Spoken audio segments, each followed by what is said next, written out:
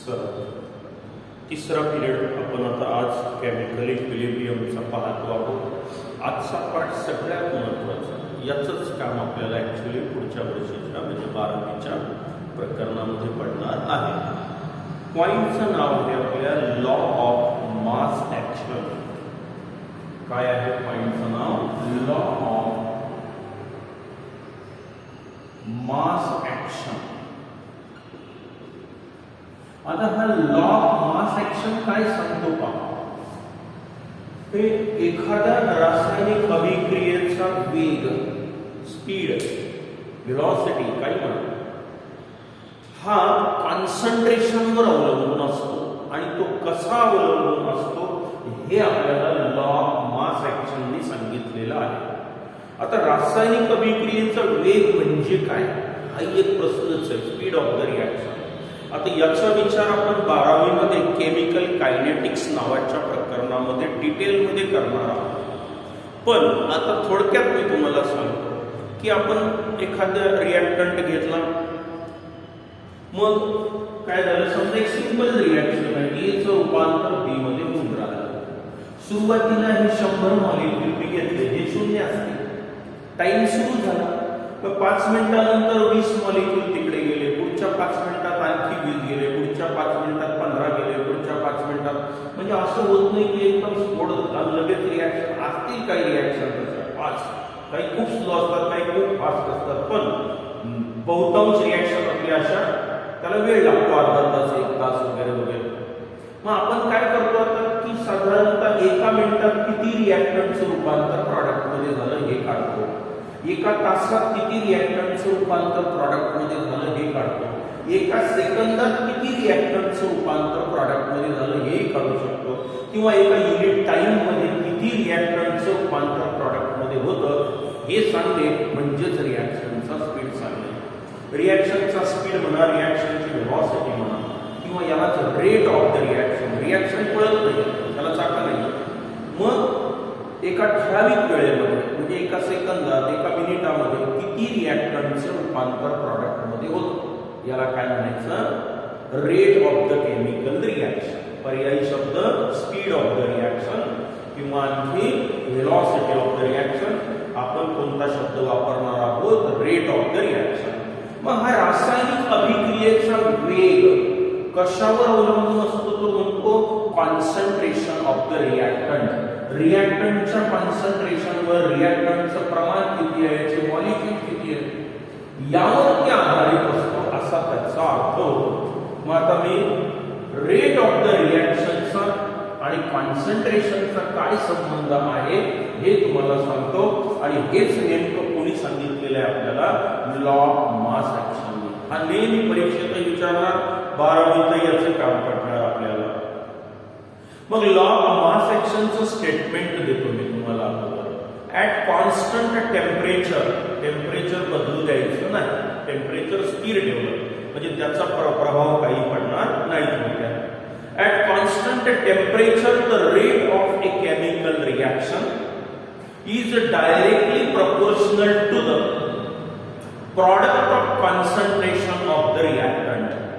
पुन्हा पहा, at constant temperature, the rate of a chemical reaction is directly proportional to the product म्हणजे गुणाकार, product of concentration of the reacting substances.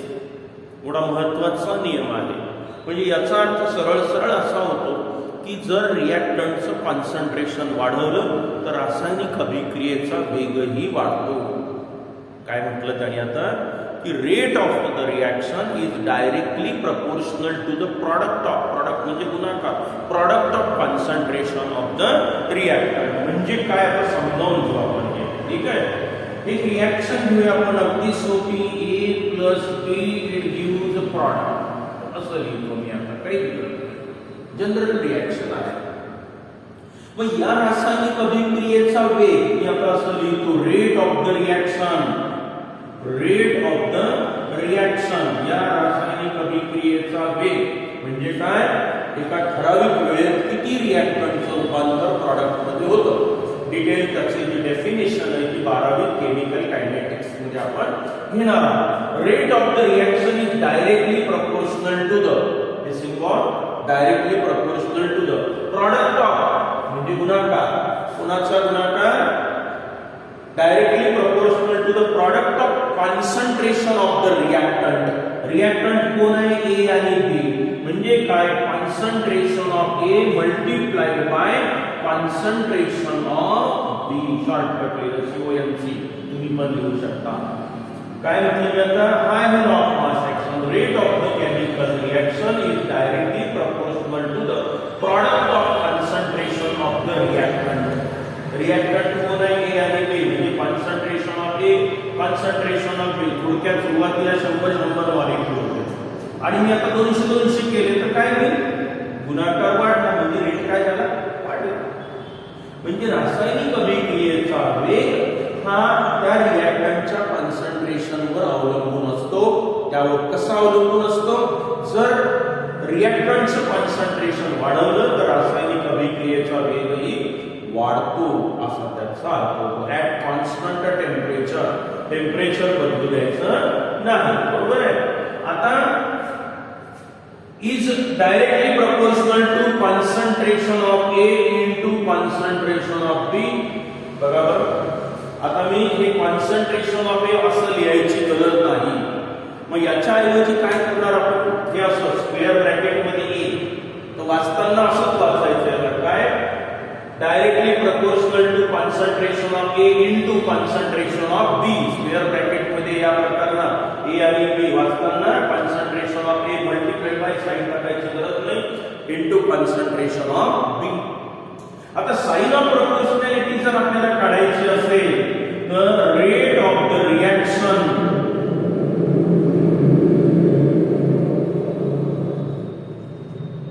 is equal to some constant K, concentration of A into B. Mathematics चा वापर केला आपण. Sign of proportionality काढायची असेल तर एखाद्या कॉन्स्टंट मी आपण त्याला मल्टिप्लाय करू आणि तो कॉन्स्टंट म्हणजे K, where K is called as specific rate constant for the reaction. बघा, महत्त्वाचे शब्द येऊन राहिले प्रकरणामध्ये. के हा पूर्ण प्रकरण भर चालणार 11 12 के ला काय म्हटलं मी, where K is called as a specific rate constant for the reaction. म्हणजे आता अशी जर रिएक्शन असेल तर मी याला law of mass action apply करून तुम्हाला दाखवला की रिएक्शन आहे, तर लॉ ऑफ मास एक्शन काय सांगतो, rate of the chemical reaction is directly proportional to the concentration of A into concentration of B. या रिएक्शनसाठी जनरल स्टेटमेंट काय आहे, rate of the chemical reaction is directly proportional to the product of concentration of reactant. समजा आता मी reaction बदलतो, आपल्याला law of mass action apply करायचा, तुम्हाला तो अप्लाय करता आला पाहिजे.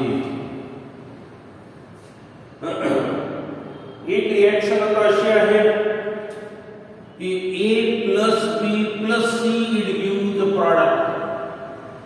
मग आता इथे काय मी पाहतो, law of mass action, rate of the chemical reaction, rate of the reaction is directly proportional to the product of concentration of reactant, concentration of A into concentration of B into concentration of C, which is equal to some constant K, concentration of A into concentration of B into concentration of C, where K is called as a specific rate constant for the reaction.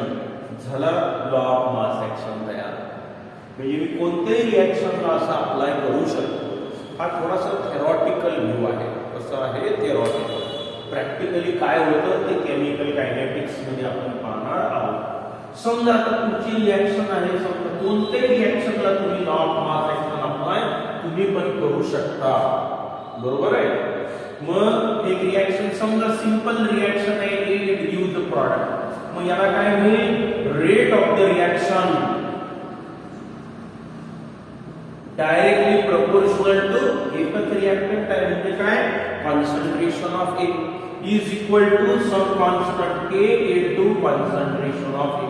प्रत्येक रिएक्शनचा के हा वेगवेगळा असतो, तो constant असेल त्या रिएक्शनसाठी, पण reaction बदलली के बदलेल.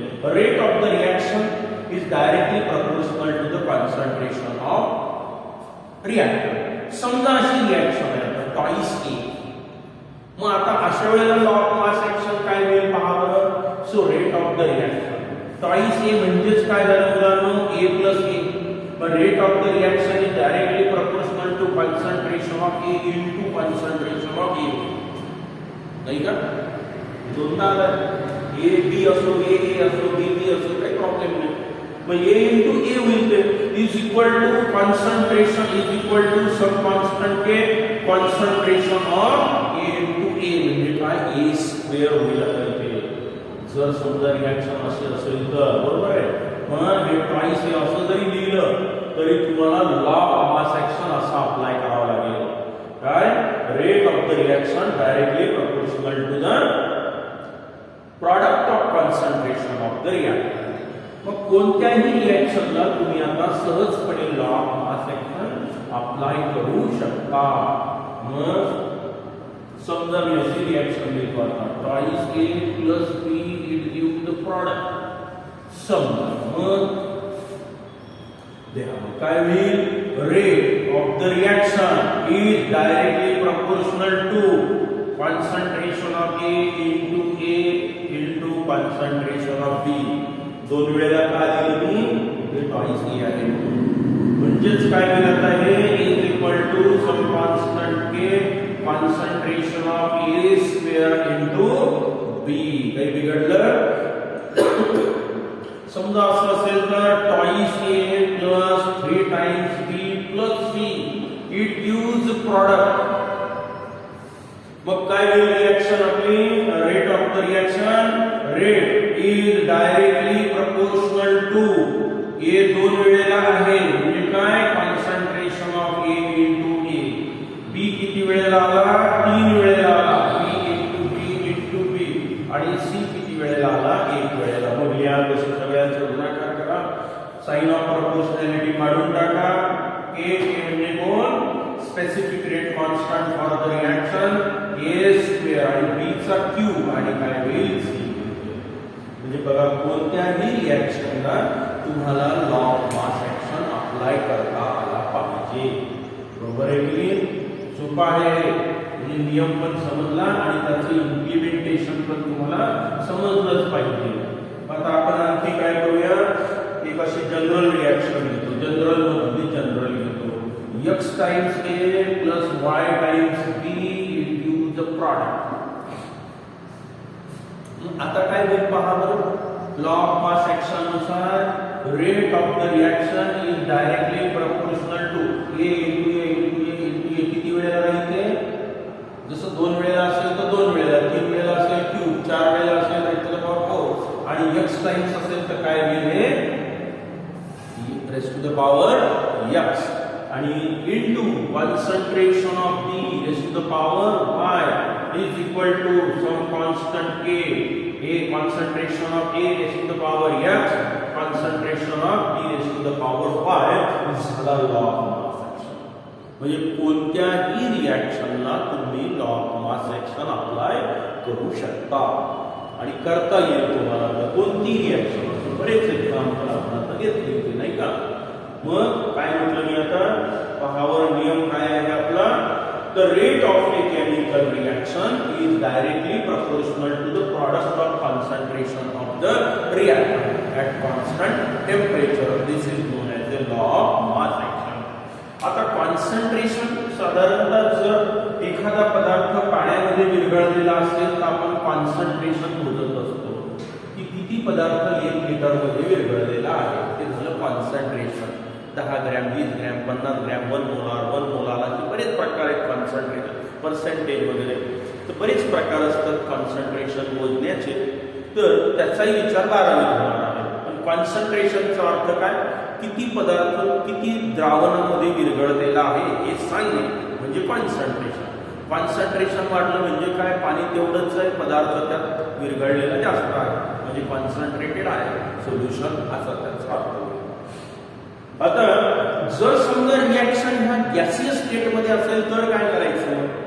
हे झालं कॉन्सन्ट्रेशनच्या बाबतीत. जर लिक्विड स्टेट मध्ये असेल तर पण जर गॅसियस स्टेटमध्ये असेल तर आपण त्या पदार्थाचं त्या रिॲक्टंटचं कॉन्सन्ट्रेशन विचारात नाही घेत, त्या गॅसचं प्रेशर विचारात घेत असतो. त्याला म्हणायचं partial pressure of the gas. त्या गॅसचं प्रेशर किती आहे. थोडक्यात काय तर समजा ए गॅसियस स्टेटमध्ये आहे, बी गॅसियस स्टेटमध्ये आहे आणि आता प्रॉडक्ट बघा जी लिहिलेलं आहे म्हणजे काय गॅसियस स्टेटमध्ये आहे. मग अशा वेळेला लॉ ऑफ मास ऍक्शन काय सांगतो, कॉन्सन्ट्रेशन न म्हणता त्याला म्हणायचं आहे पार्शियल प्रेशर. गॅसियस स्टेटमध्ये याचं कॉन्सन्ट्रेशन नसतो मोजत आपण, कारण हे गॅसियस स्टेटमध्ये आहे. मग याचं प्रेशर मोजायचं म्हणजे लाईकली टू बी कॉन्सन्ट्रेशन सारखंच आहे. प्रेशर वाढलं म्हणजे कॉन्सन्ट्रेशन वाढलं असा त्याचा अर्थ होतो. So rate of the chemical reaction is directly proportional to the partial pressure of A gas multiplied by partial pressure of B gas is equal to some constant K. Partial pressure of A gas multiplied by partial pressure of B gas, where K is called as a specific rate constant for the reaction. म्हणजे फक्त मी आता जर reaction ह्या gaseous state मध्ये असतील तर आपण कॉन्सन्ट्रेशनच्या ऐवजी कोणती टर्म वापरणार आहोत, पार्शियल प्रेशर, म्हणजे त्या गॅसचं प्रेशर किती आहे.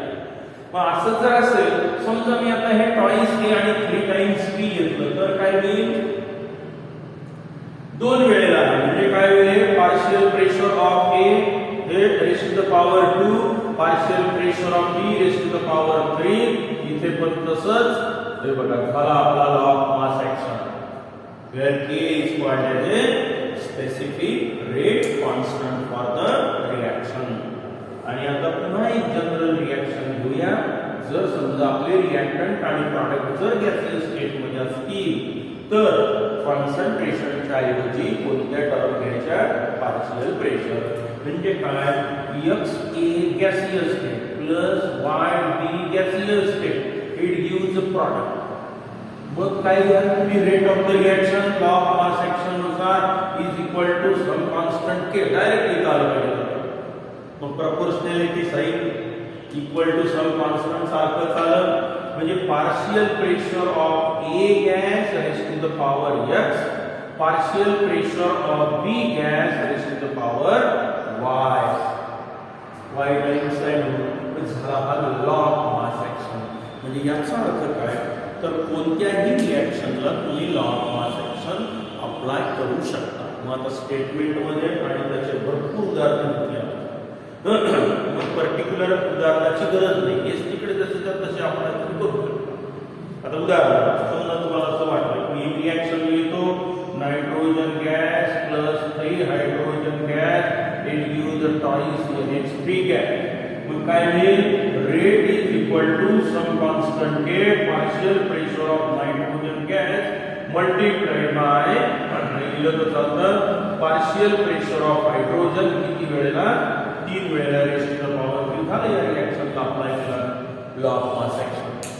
याच नियमानुसार केले बघा x किती 1 हा आला इथे y किती 3 हा आला रेस टू द पॉवर 3. मग याला म्हणायचं law of mass action. Statement माहिती झालं काय समजलं की जर रिएक्टंटचं कॉन्सन्ट्रेशन वाढवलं तर रिएक्शनचा रेटही वाढतो, बरोबर आहे. किंवा जर रिएक्शन गॅसियस स्टेटमध्ये असेल तर त्याची अमाऊंट वाढवली तर प्रेशर वाढतं, प्रेशर वाढलं तर रासायनिक अभिक्रियेचा वेगही वाढतो. हा झाला आपला लॉ ऑफ मास ऍक्शन. आता हा लॉ ऑफ मास ऍक्शन जेव्हा आपण रिव्हर्सिबल रिएक्शनला अप्लाय करतो तेव्हा एक अतिशय सुंदर असं एक्सप्रेशन मिळतं, एक इक्वेशन मिळतं ज्याला इक्विलिब्रियम कॉन्स्टंट एक्सप्रेशन म्हणतात, ज्याचं काम आपल्याला आता करणार आहे 12वी मध्ये. ठीक आहे. पुन्हा इथे आता आपण पुढे करूया. सॉलिड स्टेटचे पण व्हिडिओ पाठवतो आहे. 12वीचा अभ्यास सुरू करा, मागे पडू नका. ठीक आहे. दोन्ही व्हिडिओ पाहायचे आहेत, 11वीचाही पाहायचा, 12वीचा पण पाहायचा. ठीक आहे. माझ पुढे करू. Good bye.